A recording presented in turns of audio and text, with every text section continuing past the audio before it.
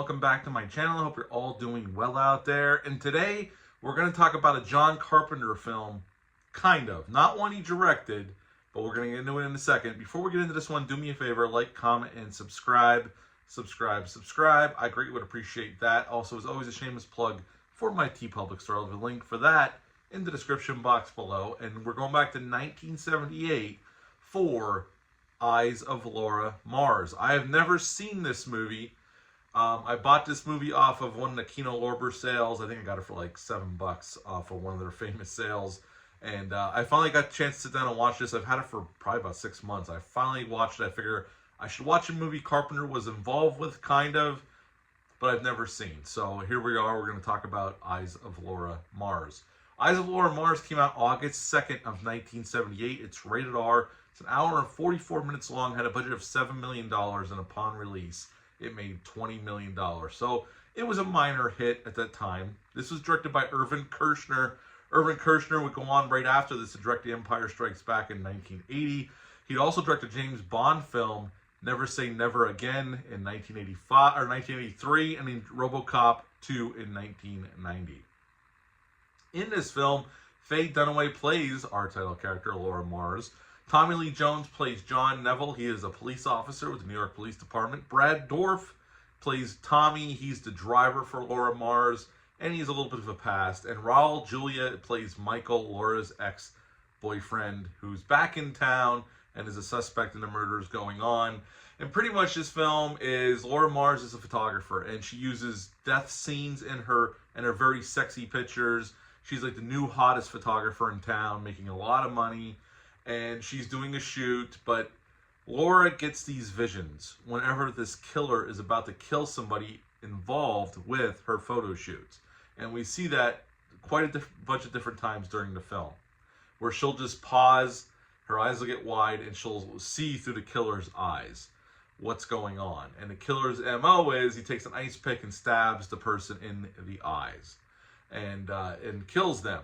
And that's pretty much the crux of the movie. Tommy Lee Jones is a police officer, falls in love with Laura, vows to protect her, trying to find out who the killer is.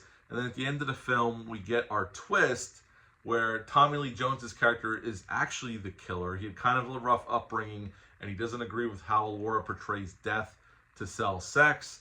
And that's pretty much his motive, but he can't kill her because he's fallen in love with her. And he begs her to shoot him, and she does. He dies, and that's pretty much the end of the Eyes of Laura Mars. There is no the. So what do you like about this film? Well, Tommy Lee Jones is great here. Brad Dourif's great here. Raul Julia doesn't get a whole lot to do, but he's always good whenever he showed up on screen. Sadly, he's been dead for quite a while, but he's great here as well. Faye Dunaway, I am not super familiar with all of her work. She's fine here. She's good enough. I can see this as a movie that could be possibly remade, and we'll talk about that as we get through it. I think the story is interesting. There's definitely some interesting elements. It's almost very Giallo-esque in a way, just minus the violence. We do see some blood, but this movie isn't overly violent. They definitely cut around a lot of the violence. Now, this was 78, so this was before the major slasher boom. And obviously, this came out the same year as Halloween came out.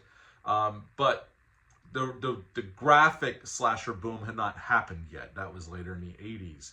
Or when the 80s happened, that's when things got more graphic, like The Prowler, My Bloody Valentine, Friday the 13th, stuff like that. So this movie, looking at it through today's eyes, is a very tame movie. So if you're looking for a gore fest, you're not going to get it here.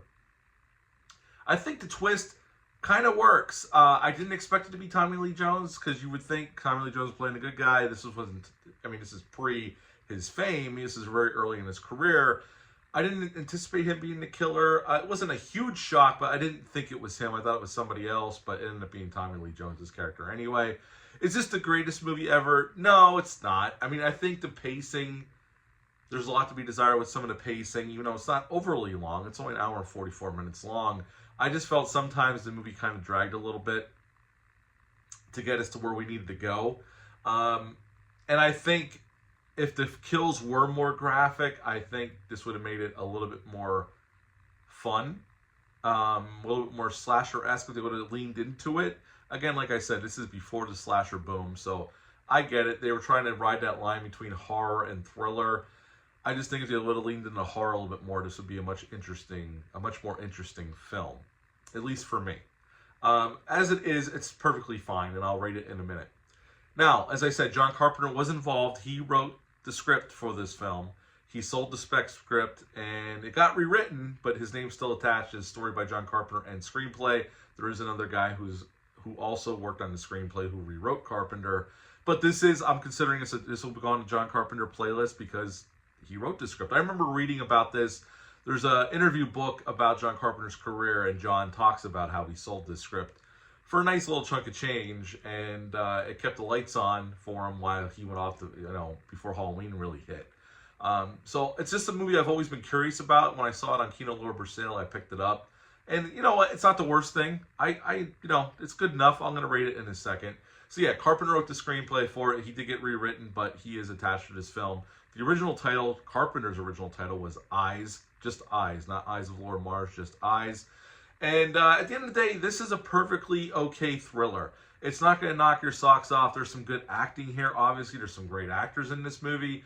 Irvin Kershner does a decent job with the directing. It looks nice. It's competently made.